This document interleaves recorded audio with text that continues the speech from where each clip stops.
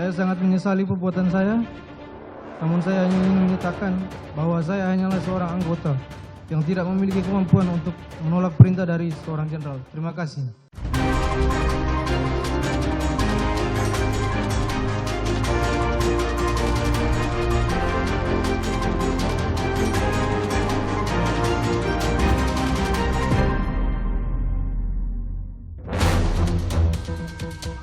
Sidang pembacaan dakwaan Ferdi Sambo CS dimulai. IPW menyebut Sambo berpotensi lolos dari pasal pembunuhan berencana. Irjen Teddy Minahasa dan 4 anggota Polri ditetapkan sebagai tersangka kasus praktik jual beli barang bukti narkoba. Temuan baru tim gabungan independen pencari fakta menyebut pemicu utama tragedi Kanjuruhan disebabkan penembakan gas air mata. Halo, selamat malam saudara. Anda kembali menyaksikan program laporan khusus yang berisi berita pilihan dari redaksi akan menemani Anda selama 30 menit ke depan. Bersama saya Gracia Adur, inilah informasi selengkapnya. Saudara, sidang pembacaan dakwaan Ferdi Sambo dan kawan-kawan digelar di Pengadilan Jakarta Selatan. Jaksa penuntut umum menyebut ada perintah menembak yang disampaikan Ferdi Sambo kepada Richard Eliezer. Sementara itu, Indonesia Police Watch atau IPW menilai waktu perencanaan yang sempit bisa jadi celah yang berpotensi meloloskan Sambo dari pasal pembunuhan berencana.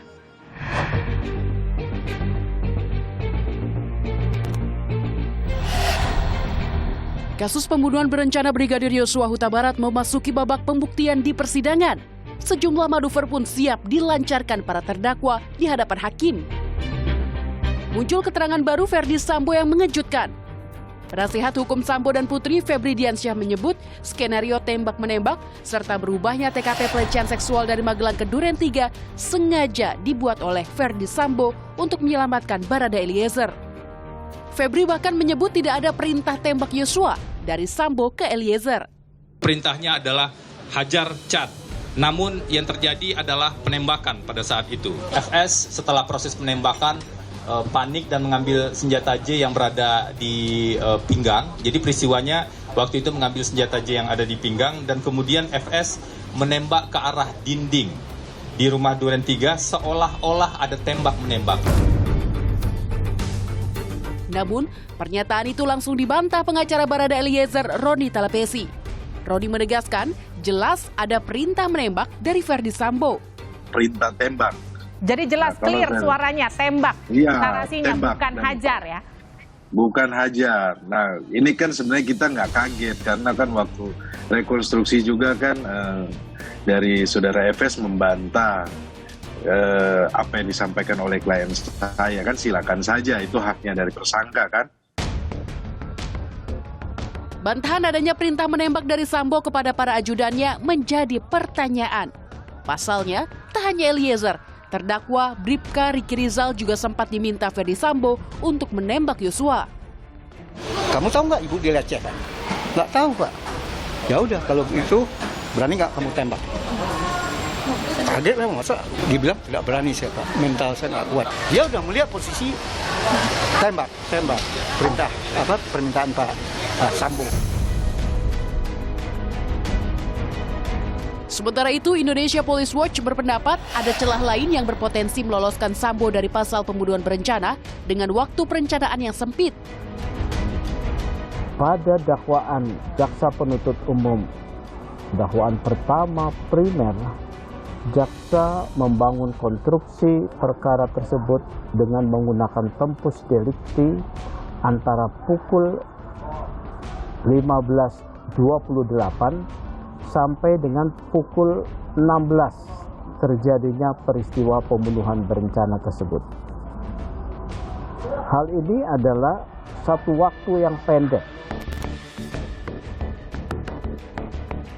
Senin kemarin, sidang pembacaan dakwaan Ferdi Sambo, Putri Chandrawati, Riki Rizal, dan Kuat Ma'ruf digelar di Pengadilan Jakarta Selatan. Jaksa penuntut umum pun menyebut ada perintah menembak yang disampaikan Ferdi Sambo kepada Richard Eliezer. Selanjutnya terdakwa Ferdi Sambo SHSI KMH yang sudah mengetahui jika menembak dapat merampas nyawa, berteriak dengan suara keras pada saksi Richard Eliezer Pudihang Lumiu dengan mengatakan, "Woi, kau tembak, cepat woi, kau tembak." Seharusnya terdakwa Ferdi Sambo SH SIK MH sebagai seorang perwira tinggi di Kepolisian Negara Republik Indonesia berpangkat Inspektur Jenderal yang sudah lama berkecimpung dalam dunia hukum seharusnya bertanya dan memberikan kesempatan pada korban Nofriansah Yosua Huta Barat untuk menjelaskan tentang hal yang terjadi sebagaimana cerita saksi Putri Candrawati tentang pelecehan yang terjadi di Magelang, dan bukannya malah membuat terdakwa Ferdi Sambo SH SIK MH semudah itu menjadi marah dan emosi hingga merampas nyawa korban Nofriansah Yosua Huta Barat. Sementara dalam nota keberatan atau eksepsi, Ferdi Sambo melalui penasihat hukumnya menolak dakwaan jaksa. Ferdi Sambo membantah perintah tembak Yosua kepada Richard Eliezer. Kamu kenapa tega kurang ajar ke ibu? Yang dijawab, kurang ajar apa komandan? Ternyata Ferdi Sambo kembali menjawab, kamu kurang ajar sama ibu. Nofriansah Yosua Huta Barat dengan nada menantang kembali menjawab, ada apa komandan? Merespon jawaban Nofriansah Yosua Huta Barat yang menantang, secara spontan terdakwa Ferdi Sambo menyampaikan kepada Richard Eliezer, hajar Cat. Hari ini, dalam pembacaan dakwaan terdakwa Eliezer, disebutkan pembunuhan Yosua sudah terencana. Pembunuhan berencana terhadap Yosua ditandai dengan pergerakan para ajudan di rumah dinas sesaat sebelum penembakan Yosua terjadi. Terdakwa Richard Eliezer Pudihang Lumiu juga naik ke lantai 2 dan masuk ke kamar ajudan. Namun bukannya berpikir untuk mengurungkan dan menghindarkan diri dari rencana tersebut, terdakwa Richard Eliezer Pudihang Lumiu justru melakukan ritual berdoa berdasarkan keyakinannya, meneguhkan kehendaknya sebelum melakukan perbuatan merampas nyawa korban Nofriansah Yosua Huta Barat. Di persidangan, hakimlah yang menentukan nasib para terdakwa. Komisi Yudisial membentuk tim yang memantau langsung kinerja Hakim Sidang Sambo dan kawan-kawan. Sementara itu, keluarga Yosua Huta Barat di Jambi turut menyaksikan sidang dakwaan pembunuhan Yosua. Lewat tayangan televisi, keluarga menyaksikan secara langsung sidang pembunuhan sang anak. Usai sidang dakwaan, Richard Eliezer langsung menerima dakwaan jaksa tanpa nota keberatan atau eksepsi. Eliezer bahkan sempat meminta maaf kepada keluarga mendiang Yosua Huta Barat. Sekali lagi, saya menyampaikan turut berbelasungkawa yang sedalam-dalamnya untuk kejadian yang telah menimpa almarhum Bang Yos. Saya berdoa semoga almarhum Bang Yos diterima di sisi Tuhan Yesus Kristus. Dan untuk keluarga almarhum Bang Yos, Bapak Ibu, Resa, serta seluruh keluarga besar Bang Yos, saya mohon maaf. Semoga permohonan maaf saya ini dapat diterima oleh pihak keluarga. Tuhan Yesus selalu memberikan kekuatan serta penghiburan buat keluarga almarhum Bang Yos. Saya sangat menyesali perbuatan saya, namun saya hanya ingin menyatakan bahwa saya hanyalah seorang anggota yang tidak memiliki kemampuan untuk menolak perintah dari seorang jenderal. Terima kasih. Publik pun menanti, mampukah jaksa membuktikan pembunuhan berencana Brigadir Yosua? Atau justru tim penasihat hukum Ferdi Sambo yang menyelamatkannya dari hukuman maksimal pasal 340 KUHP, hukuman mati.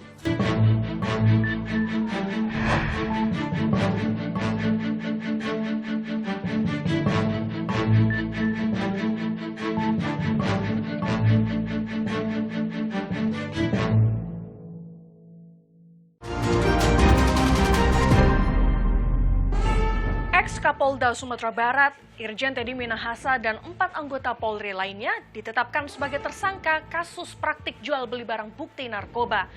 Teddy kini ditahan untuk menjalani pemeriksaan etik dan menunggu proses pidana.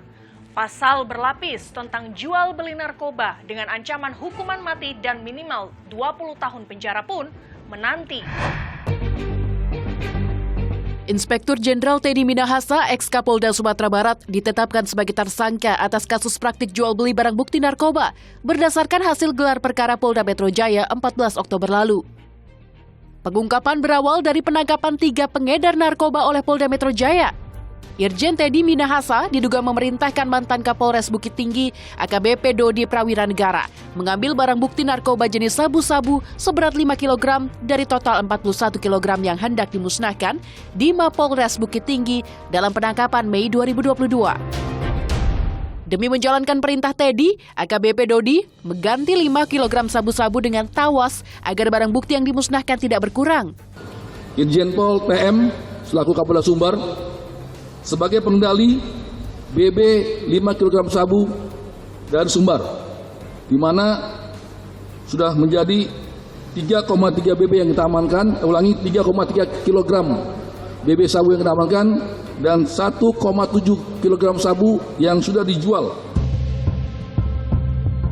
Teddy juga diduga mengarahkan Kapolres Bukit Tinggi untuk menjual 2 kg sabu kepada Linda Pujiastuti, pengusaha diskotek di Jakarta, dan didapati aliran uang sebanyak 300 juta rupiah yang diserahkan ke Irjen Teddy Minahasa.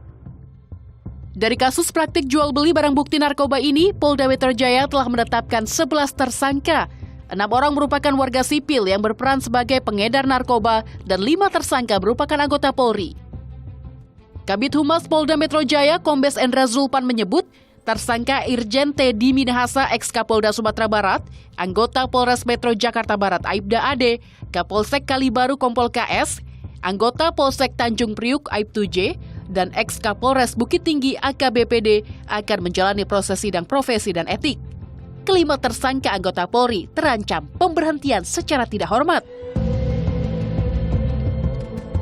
Meski diduga terlibat dalam jaringan peredaran narkoba, Kapolri menyebut hasil pemeriksaan urin Teddy menunjukkan negatif narkoba. Kemudian terkait dengan masalah tes untuk Irjen TM, dilakukan 3 kali tes. Memang satu hal yang didapat terkait dengan masalah jenis obat tertentu, tapi bukan narkoba. Pasca penetapannya sebagai tersangka, melalui pesan singkat Teddy Minahasa membantah sebagai pemakai dan pengedar narkoba. Teddy menyatakan terdeteksinya jenis obat tertentu pada tes urin karena dirinya sempat mendapatkan perawatan medis sebelum menjalani pemeriksaan. Sementara mengenai penggelapan barang bukti, Teddy menyatakan Kapolres Bukit Tinggi AKBP Dodi memang melakukan penyisian sabu-sabu namun untuk keperluan dinas. Dan terkait peredaran narkoba, Teddy menjelaskan justru berniat melakukan penangkapan terhadap pengusaha diskotek Linda Pujiastuti sebagai pengedar narkoba melalui Kapolres Bukit Tinggi. Namun implementasinya tidak dilakukan secara prosedural. Sebelumnya, dalam pemeriksaan 14 Oktober lalu, Irjen Teddy Minahasa sempat mengajukan penundaan pemeriksaan sebagai tersangka karena ingin didampingi oleh pengacara pribadi. Saat menjabat sebagai Kapolda Sumatera Barat, Teddy Minahasa memiliki sejumlah prestasi. Agustus 2022, Teddy mengungkap 124 kasus judi online yang menjerat 226 tersangka. Mei 2022, kasus terbesar di Sumatera Barat dengan barang bukti 41,4 kg sabu terungkap. Namun, kasus tersebut justru menyeret Teddy dalam praktik jual beli barang bukti.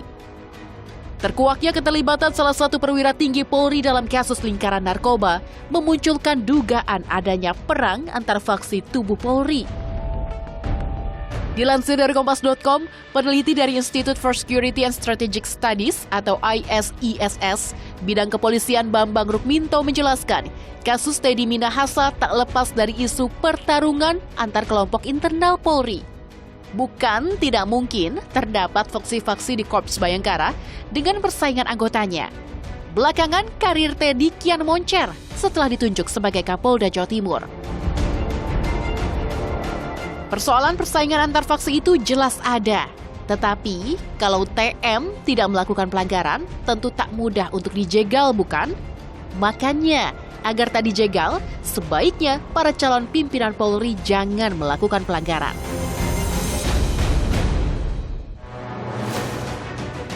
Di sisi lain, Ketua Indonesia Police Watch atau IPW menilai pengungkapan kasus ini adalah upaya bersih-bersih tubuh Polri tanpa tebang pilih di tengah anjloknya kepercayaan publik terhadap institusi Polri. Bahwa penangkapan Teddy Minahasa ini dilakukan atas inisiatif Polri sendiri, ya. Oke. Jadi Polri paham bahwa akan ada goncangan kembali, tetapi goncangan itu diambil risiko untuk membersihkan di dalam. Kapolri pun membatalkan penunjukan Irjen Teddy Minahasa sebagai Kapolda Jawa Timur. Teddy kini ditahan di Divisi Propam Mabes Polri untuk menjalani pemeriksaan etik dan menunggu proses pidana. Teddy dijerat pasal berlapis tentang jual beli narkoba dengan ancaman hukuman mati dan minimal 20 tahun penjara.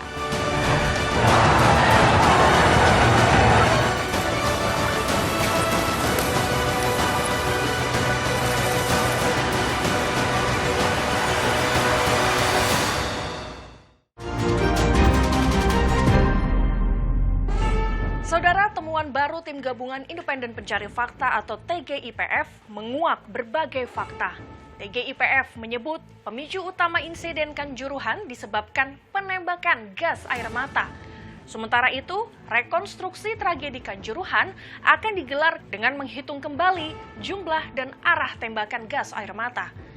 Mampukah rekonstruksi menyingkap tragedi kelam tersebut?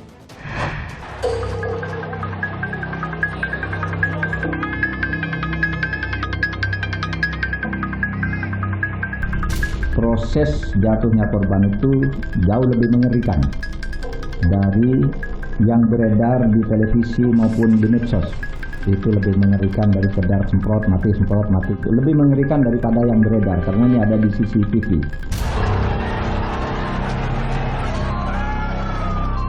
Temuan baru Tim Gabungan Independen Pencari Fakta atau TGIPF menguak berbagai fakta mengerikan. Berdasarkan rekonstruksi 32 rekaman CCTV milik aparat, Menko Polhukam Mahfud MD selaku Ketua TGIPF mengungkap banyak korban tewas terinjak, sesak napas, hingga terjatuh saat berusaha menyelamatkan diri. TGIPF mengonfirmasi pemicu utama insiden tragis disebabkan penembakan gas air mata.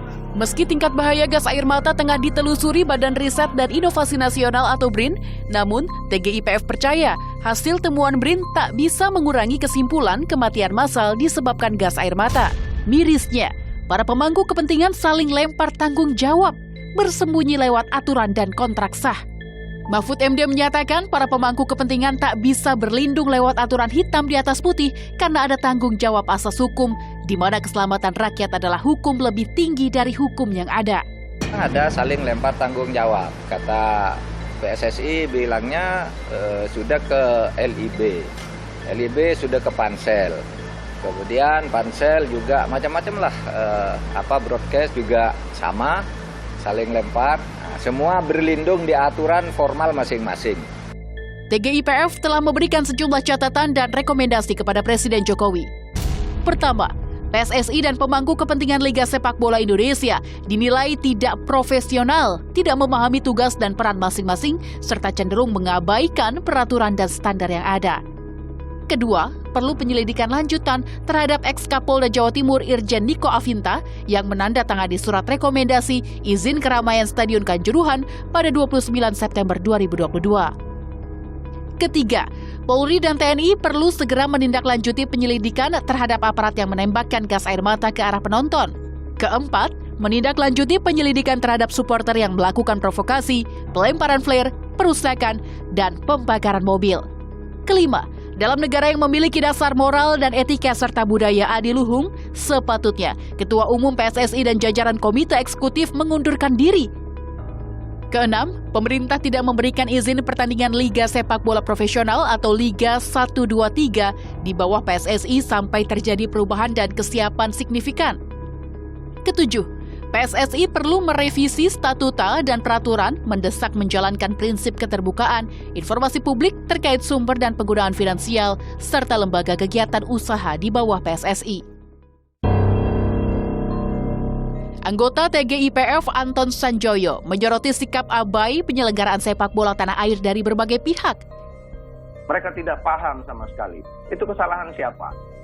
Apakah PSSI yang selama ini punya kegiatan lalai untuk mensosialisasikan itu kepada pihak keamanan ataukah pihak Panpel yang juga dalam temuan saya pribadi tidak memahami bahwa ada aturan dari PSSI sendiri yang mengatakan bahwa penggunaan gas air mata itu diharamkan di dalam stadion sepak bola.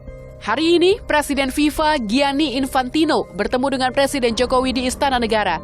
FIFA sepakat akan membantu transformasi sepak bola Indonesia dan pembenahan pengelolaan sepak bola nasional. FIFA juga memastikan Indonesia tetap tuan rumah U23 2023. Sementara itu, pemerintah berencana merobohkan Stadion Kanjuruhan sebagai percontohan standar keamanan stadion.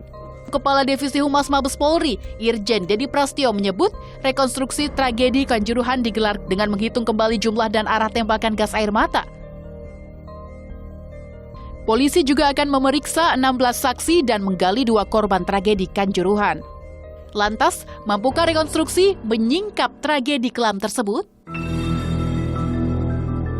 Yang juga menjadi sorotan, desakan pengunduran diri Ketua Umum dan pengurus PSSI. Lewat 2 petisi berbeda di laman change.org, terpantau nyaris 50.000 orang telah menandatangani petisi. Suhari Ete, pemrakarsa petisi meminta Ketua Umum dan semua pengurus PSSI untuk mundur dari jabatannya sebagai bentuk hormat terhadap korban tragedi kerusuhan Stadion Kanjuruhan Malang dan pembenahan sepak bola secara keseluruhan. Sementara itu, anggota eksekutif komite PSSI Son Haji menyebut tragedi Kanjuruhan merupakan kehendak Tuhan dan tidak bisa dicegah. Ia mengklaim seluruh perangkat pertandingan telah bekerja sesuai standar operasional, prosedur atau SOP. Di sisi lain, dukungan kepada Ketua PSSI Muhammad Iryawan alias Iwan Bule datang dari pelatih Timnas Indonesia, Shin Tae-yong. Ia menilai Iwan Bule merupakan sosok di balik perkembangan sepak bola Indonesia akhir-akhir ini. Melalui akun Instagramnya, Shin Tae-yong menyatakan akan ikut mundur jika Ketua PSSI mengundurkan diri. Kesalahan rekan kerja merupakan kesalahan satu tim sehingga ia merasa turut memikul kesalahan sama.